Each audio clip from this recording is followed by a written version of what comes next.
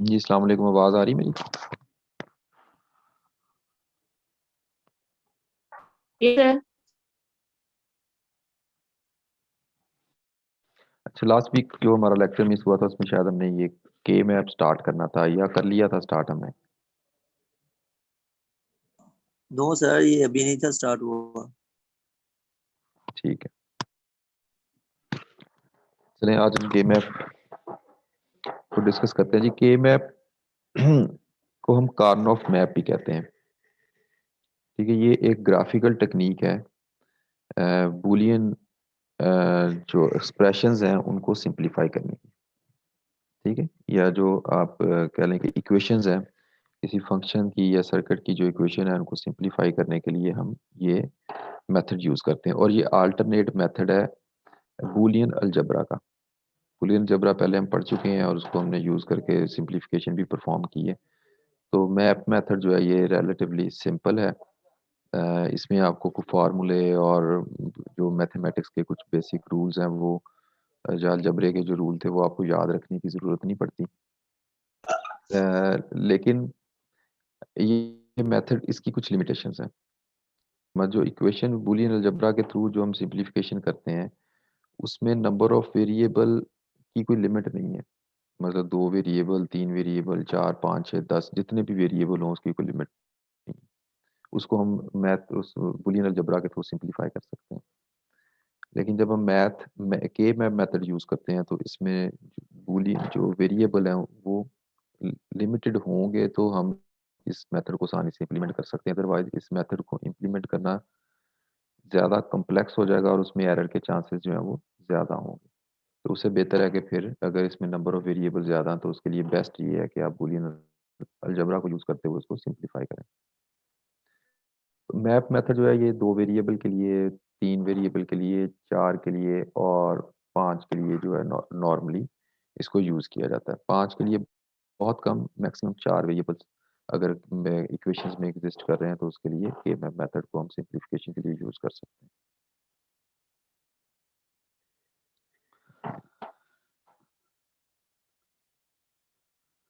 अच्छा, इसमें अगर हम 2 वेरिएबल मैप की बात करें, 2 वेरिएबल का के मैप हो तो उसमें जो नंबर ऑफ सेल्स हैं वो 4 होंगे। ठीक, 2 रेज टू पावर 2। अगर 2 वेरिएबल हैं तो 2 रेज टू पावर 2 करेंगे, 4 जो रिजल्ट आएगा that is actually number of cells. अगर वेरिएबल की तादाद 3 है तो 2 रेज टू पावर 3, तो 8 जो है ये इन सेल की तादाद है जो कि इस मैप में बनेगी। इसी तरह अगर वेरिएबल 4 है तो 4 मतलब A B C D 4 variable use हो रहे हैं तो उसमें जो नंबर ऑफ सेल्स हैं उनकी तादाद कितनी होगी? 16। 2 वेरिएबल का मैप जो है ये बिल्कुल सिंपल मैप है। इसमें सिंपली ये होता है कि इस तरह से अगर 4 हमने सेल बनाने हैं तो इसमें ये 4 सेल्स हो गए। ठीक है, इस तरह हम एक यहाँ पे लाइन लगाएंगे, एक वेरिएबल का नाम यहाँ पे लिखेंगे और एक वेरिएबल का नाम यहाँ पे लिखेंगे। ठीक है, यानी ये वाला जो कॉलम्स हैं ये ए को रिप्रेजेंट कर रहे हैं। ठीक है, ये कॉलम भी ए का कॉलम है और ये कॉलम भी ए का कॉलम है। इसी तरह ये वाला सॉरी ये रो जो है, रो ए की रो है और ये भी ए की रो है, और ये बी की रो है और ये भी बी की रो है। ठीक है, अब ए जो है इसके लिए 2 रोज है हमारे पास, तो ए 2 रोज इसलिए हैं कि ए की 2 ही पॉसिबल वैल्यू हो सकती है। ठीक है, 0 या 1। तो ए जो फर्स्ट रो है उसमें ए की वैल्यू 0 है, यानी उसमें जितने भी कॉलम है, फर्स्ट रो में कितने कॉलम है? इस वक्त 2 कॉलम है, तो ये 2 3 4 बेशक 10 कॉलम है, सारे कॉलम में ए की वैल्यू 0 है। और दूसरी रो में सारे कॉलम्स में ए की वैल्यू 1 है।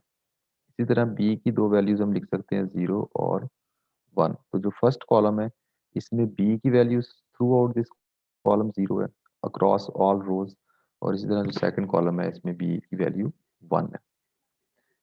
ठीक है, इस तरह से हम 2 वेरिएबल का मैप बना लेते हैं। अभी अ, क्योंकि सिंपल है इसकी, ये पीपीटी में नहीं था, तो 3 वेरिएबल के मैप से हम यहाँ पे स्टार्ट करते हैं। तो अब 3 वेरिएबल, 2 वेरिएबल के केस में तो बिल्कुल क्लियर था कि एक वेरिएबल रो को रिप्रेजेंट कर रहा है और एक कॉलम को। तीन वेरिएबल में, अब क्योंकि वेरिएबल तीन है, तो अब किस तरह से कौन से वेरिएबल जो है वो रो को रिप्रेजेंट करेंगे और कौन से कॉलम को रिप्रेजेंट करेंगे, इसकी दो पॉसिबिलिटीज है। पहली पॉसिबिलिटी कि पहले दो वेरिएबल, यानी अगर तीन वेरिएबल है ए बी सी, तो first two variable which is A and B, ये रिप्रेजेंट करेंगे रोज को, और एक वेरिएबल विच इज सी जो कि रिप्रेजेंट करेगा कॉलम। ठीक है, अल्टरनेट इसका इस तरह से बनता है कि दो वेरिएबल आप ले सकते हैं जो रिप्रेजेंट करेंगे कॉलम को, और एक वेरिएबल जो है वो रिप्रेजेंट करेगा रो को। ठीक है, अगर दो वेरिएबल कॉलम को रिप्रेजेंट करेंगे और एक रो को रिप्रेजेंट करेगा, तो फर्स्ट वेरिएबल जो है ए, ये रो के लिए हम यूज करेंगे, और बी और सी नेक्स्ट टू जो वेरिएबल है वो हम कॉलम के लिए यूज करेंगे। तो अगर एक वेरिएबल हमने रो के लिए लिया, तो इसका मतलब है ये मैक्सिमम इसकी दो ही वैल्यू हो सकती है, जीरो या वन। तो ये मैक्सिमम दो एंटिटीज को एड्रेस कर सकता है, यानी वो एंटिटी कोई भी हो, रो कॉलम, तो यहाँ पे हम दो रोज मैक्सिमम ले सकते हैं। लेकिन यहाँ पे दो वेरिएबल है बी और सी है, दोनों कलेक्टिवली कॉलम्स को रिप्रेजेंट कर रहे हैं, तो दो वेरिएबल मैक्सिमम कितने डिफरेंट कॉम्बिनेशन बना सकते हैं, चार। तो इसलिए हम चार कॉलम बनाएंगे। लेकिन इस केस में जो कि इसकी दूसरी पॉसिबिलिटी है, पहले दो वेरिएबल रोज को रिप्रेजेंट करें, इसलिए नंबर ऑफ रोज कितनी है, फोर, और एक वेरिएबल कॉलम को रिप्रेजेंट कर रहा है, इसलिए नंबर ऑफ कॉलम कितने हैं, टू। तो आप इस तरह से मैप बना लें या इस तरह से बना लें, दोनों ठीक है। अच्छा, ये मैप बनाने के बाद आपने ए बी और सी यहाँ पे लिख लिया, उसके बाद हमने नेक्स्ट काम ये करना है कि ये वैल्यू साइन करनी है, यानी कि फर्स्ट रो में इस वेरिएबल की वैल्यू क्या होगी। तो इसको हमने स्टार्ट करना है जीरो जीरो से। तो फर्स्ट वैल्यू क्या है, excuse me zero sir. Zero. जी, सर ग्राफ को सर जो अभी मैंने ऐसे उसे रिपीट कर दें। रिपीट कर दूं? सर ये जो अभी आपने बताया था, ये जो अभी मैप नहीं बनाया था, इसे रिपीट कर दें। आप ये जो मैं अभी समझा रहा हूँ ना, इसको समझ लें तो वो आपको खुद समझ आ जाएगा। इसको ध्यान से समझ लें, वो आपको समझ आ जाएगा, उसको रिपीट करने की जरूरत नहीं। अच्छा, अब हमने ये मैप बना लिया, हम अज्यूम ये करते हैं कि हमारे पास यही मैप है। ठीक है, इसमें हमने ए बी भी लिख लिया और दोनों वेरिएबल हमने डिसाइड कर लिए, number of rose number of column decide कर लिए। अब हर रो और हर कॉलम की हमने वैल्यू साइन करनी है। तो इसमें जो फर्स्ट वैल्यू आएगी दैट इज जीरो जीरो, ए की वैल्यू भी जीरो और बी की वैल्यू भी जीरो। फिर नेक्स्ट हमें लेना है, उसमें हम लगाएंगे जीरो वन, यानी ए की वैल्यू जीरो, बी की value one, then one one, then one zero. इसके बाद हम दूसरा जो कॉलम वाइज आ जाते हैं, तो इसमें एक ही वेरिएबल है, तो इसकी दो ही पॉसिबल वैल्यू है, पहला कॉलम जीरो है और दूसरा कॉलम वन है। ठीक है। अच्छा, ये हमने इसके इस तरह से इसको डिजिट बाइनरी वैल्यूज असाइन करती हैं हर रो और हर कॉलम को।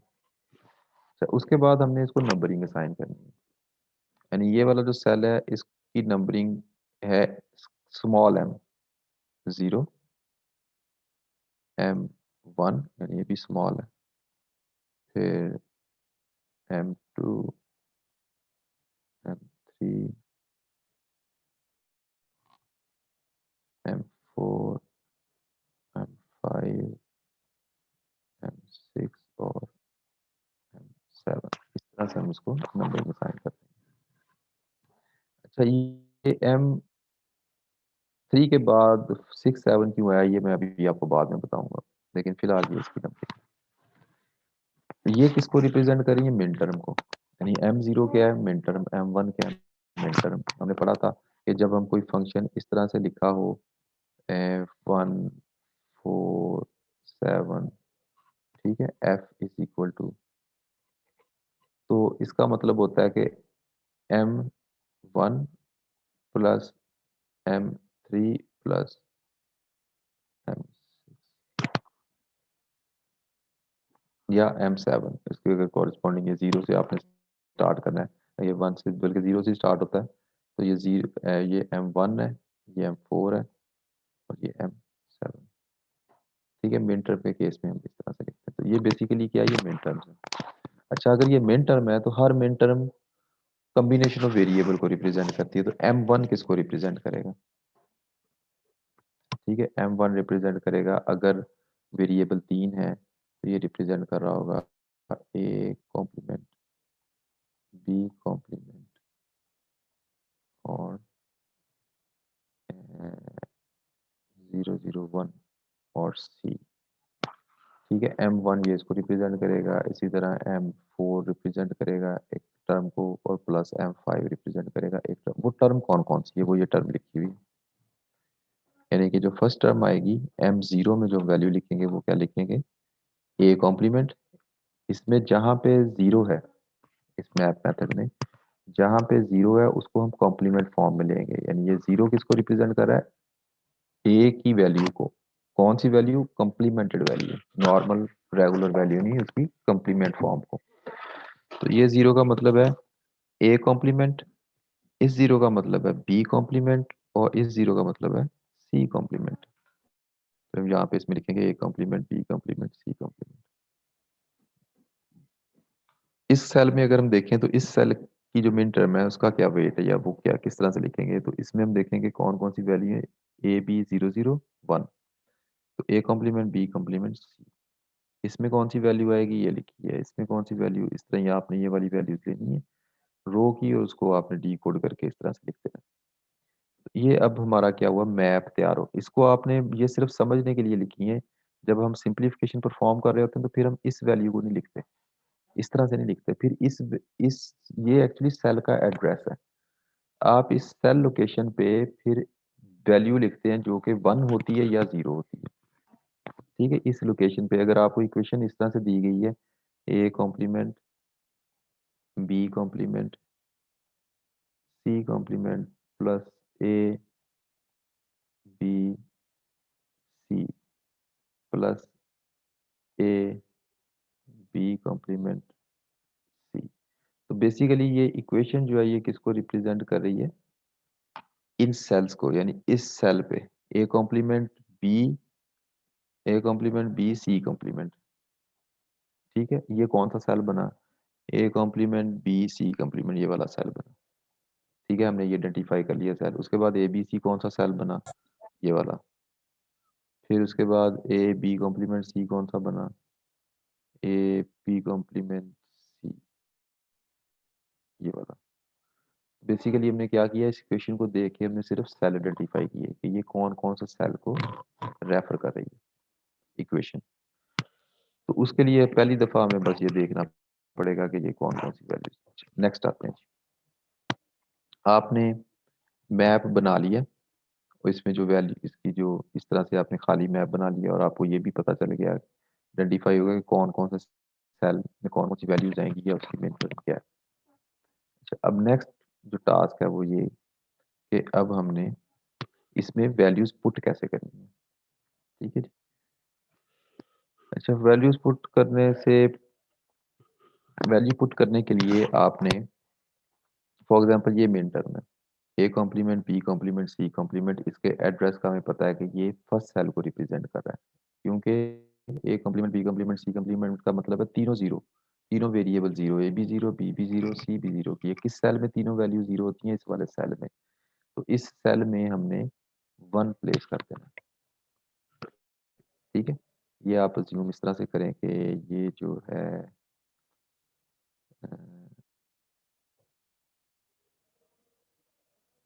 एनोटेशन, इसमें f is equal to, f is equal to this equation.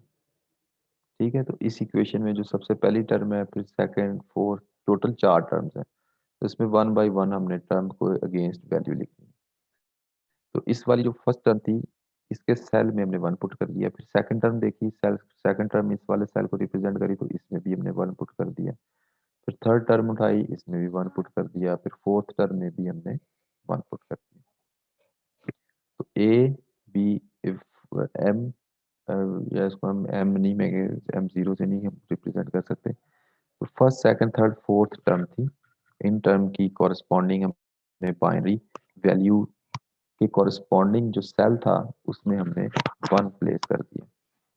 ये हो गया तीसरा स्टेप। यानी पहले स्टेप में आपने ये खाने बनाए, मैप बनाया, उसमें वेरिएबल असाइन किए, वेरिएबल की वैल्यूज लिखी, और फिर इक्वेशन में जो मौजूद मिन टर्म्स थी उन मिन टर्म की आपने कॉरस्पॉन्डिंग सेल में 1 प्लेस कर दिया। ठीक है। इसी तरह 3 वेरिएबल से 4 वेरिएबल का मैप भी हम बना सकते हैं। तो उसमें सिर्फ क्या होगा 4 वेरिएबल में कि अगर 2 वेरिएबल रोज को रिप्रेजेंट कर रहे हैं तो 2 ही वेरिएबल कॉलम को रिप्रेजेंट कर रहे होंगे। इस तरह 5 वेरिएबल का मैप है। 5 वेरिएबल का मैप दो तरीके से हम बना सकते हैं, जिसमें 2 वेरिएबल जो है वो 3 वेरिएबल जो है वो उसको हम रोज के लिए यूज कर रहे हैं और 2 वेरिएबल्स को कॉलम के लिए, या फिर उसके लिए हम ये करें कि वो ज़्यादा से ज़्यादा लेंथी ना हो जाए, हम 2 वेरिएबल के 2 मैप बना लें। तो वो हम आगे देखेंगे क्या किस तरह से करना है। तो के मैप मेथड मोस्टली यूज होता है मिन टर्म के लिए। मैं बार बार मिन टर्म का लफ्ज यूज कर रहा हूँ, यानी M0 M1 M2। तो मिन टर्म क्या है? Standard form. तो कोई भी ऐसी इक्वेशन जो कि स्टैंडर्ड फॉर्म में है, सिर्फ उसी के लिए हम के मैप मेथड की सिंप्लीफिकेशन यूज कर सकते हैं।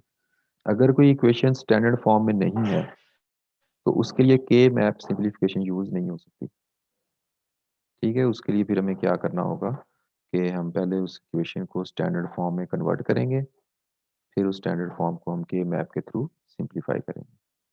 जब तक कोई इक्वेशन स्टैंडर्ड फॉर्म में नहीं है, स्टैंडर्ड फॉर्म दो तरह की होती हैं, मिन टर्म और मैक्स टर्म, यानी कि सम ऑफ प्रोडक्ट और दूसरी है प्रोडक्ट ऑफ सम।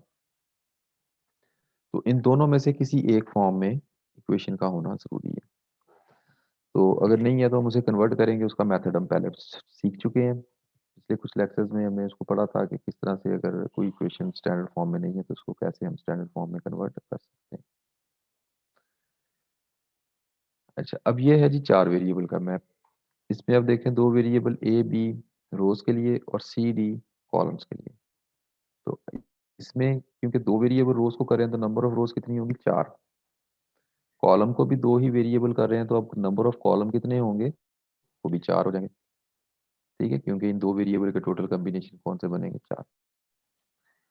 अच्छा, अब इसमें जो एक क्वेश्चन मैंने भी छोड़ा था, कि मैंने कहा था बाद में आपको बताऊंगा, वो ये था कि 0 1 के बाद 1 1 क्यों आया, 1 0 क्यों नहीं आया? ठीक है, या 0 0। यहाँ भी आप देखें जैसे 2 वेरिएबल हुए तो यहाँ भी 1 1 पहले आ रहा है, 1 0 बाद में चला गया। इसकी क्या रीजन है? इसकी दो रीजन है, बल्कि कलेक्टिवली देखें तो एक ही रीजन है, लेकिन इसको हम डिवाइड करें तो दो है। पहला, इस रीजन का पार्ट वो ये कि के मैप के हर कॉलम का दूसरे कॉलम से जो चेंज है वो एग्जैक्टली 1 बिट होनी चाहिए। जिस तरह ग्रे कोड में हमने पढ़ा था, ग्रे कोड में क्या था कि एक बिट का एक कोड का दूसरे कोड से जो चेंज है, चेंज का मुआवजा वो एग्जैक्टली 1 बिट होना चाहिए। तो इसमें भी ऐसे ही है। फॉर एग्जाम्पल इस वाले कॉलम को अगर हम डिस्कस करें तो ये कॉलम क्या है? 0 0। तो इस कॉलम से हम नेक्स्ट कॉलम में मूव करते हैं, C0 से C1 पे जाते हैं, तो इसमें आप देखें जो फर्स्ट बिट थी वो चेंज नहीं हुई, वो 0 ही रही। सेकंड बिट जहाँ पे 0 थी यहाँ पे 1 हो गई। तो इन दोनों का अगर डिफरेंस देखें, यानी 0 1 और 0 0, इन दोनों में चेंज कितने बिट की आ रही है? सिर्फ एक बिट की। यहाँ पे आते आते सिर्फ ये वाली बिट चेंज हुई। इसी तरह इस कॉलम से अगर इस कॉलम पे हम जाते हैं तो एग्जैक्टली 1 बिट, क्योंकि ये बिट ऑलरेडी 1 थी, इसलिए ये 1 ही रही। सिर्फ ये वाली बिट जो पहले 0 थी वो 1 हो गई। यानी इधर से इधर जब आए तो इसमें सिर्फ एक बिट की चेंज आई। इसी तरह इस कॉलम से इस कॉलम में जाते हैं तो एग्जैक्टली 1 बिट की चेंज है। इसी तरह रो में है कि रो से एक रो से दूसरे रो में जाते हैं तो एग्जैक्टली 1 बिट की चेंज है। अच्छा, अब इसी फिनोमेना को यूज करते हुए हम ये कंसीडर कर सकते हैं कि क्योंकि ये बेसिक रूल है कि हर कॉलम का या हर रो का दूसरे रो से एग्जैक्टली 1 बिट चेंज ही होना चाहिए। एक बिट से ज़्यादा की चेंज के मैप में अगर होगी तो हम उसको सिंप्लीफिकेशन के लिए यूज़ नहीं कर सकते। तो इस रूल, बेसिक रूल के बाद हम देखें, जो फर्स्ट कॉलम है और जो लास्ट कॉलम है इसके दरमियान में भी एग्जैक्टली 1 बिट की चेंज है। ठीक है, यानी कि ये वाला जो कॉलम, ये कॉलम और ये कॉलम, इसको अगर देखें तो इसमें भी एग्जैक्टली 1 बिट की चेंज है। तो इसी फिनोमेना की वजह से हम इन दोनों कॉलम्स को एडजेसेंट तस्वर कर सकते हैं। यानी ये कॉलम जो है ये इस कॉलम का एडजेसेंट है। ठीक है। इसी तरह जो फर्स्ट रो है, इसमें और इसमें भी एग्जैक्टली 1 बिट की चेंज है। That is why first row last row के एडजेसेंट हम कवर कर सकते हैं। ठीक है। तो इसी वजह से इसको आप एक ये समझ लें कि ये एक रोल की तरह है, ठीक है, जिसमें ये वाली रो इस रो के साथ मिली हुई है और ये रो इस रो के साथ मिली, यानी कि इस रो में अगर कोई वैल्यू लिखी हुई है तो हम इस वैल्यू को कंसीडर करेंगे कि ये नेबरहुड वैल्यू है ऑफ दिस वैल्यू। ठीक है। इसी तरह अगर ये वैल्यू लिखी हुई है तो ये नेबरहुड वैल्यू है इस वैल्यू की। ठीक है। इस तरह अगर यहाँ पे वैल्यू लिखी हुई है और यहाँ पे वैल्यू लिखी हुई है तो ये वैल्यू जो है इस वैल्यू की नेबरहुड है, और ये चारों आपस में नेबर है। ठीक है। अगर इस तरह कॉर्नर्स पे वैल्यू है तो ये कॉर्नर की वैल्यू सारी आपस में क्या है, नेबर्स, क्योंकि ये कॉलम दोनों आपस में नेबर है। अगर इन कॉलम को हम नेबर तस्वर करेंगे तो ये रोज आपस में नेबर है। तो कॉलम कॉलम के साथ नेबर है, रो रो के साथ नेबर है। ठीक है। अब ये जो इसलिए हमने ये एग्जैक्टली 1 बिट की जो चेंज लिखी, उसके बाद ये वाला फिनोमेना जो है ये ट्रू है। अगर ये एग्जैक्टली 1 बिट की चेंज ना हो तो फिर हम फर्स्ट रो और लास्ट रो और फर्स्ट कॉलम और लास्ट कॉलम को नेबर तस्वर नहीं कर सकते। ठीक है जी।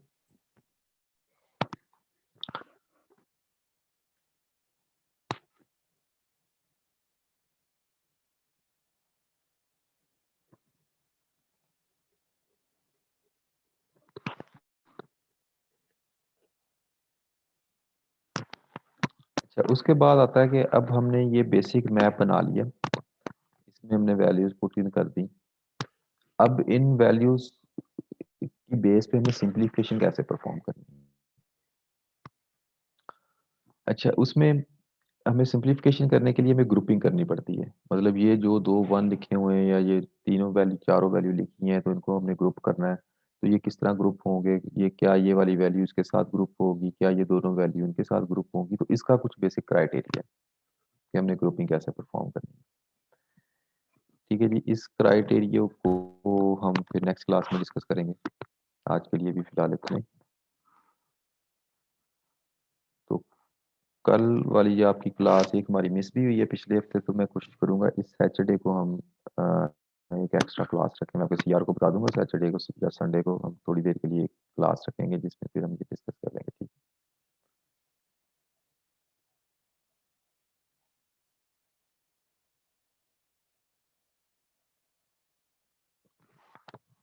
चलें ठीक है जी, आज के लिए फिर इतना ही। नेक्स्ट क्लास में इंशाल्लाह।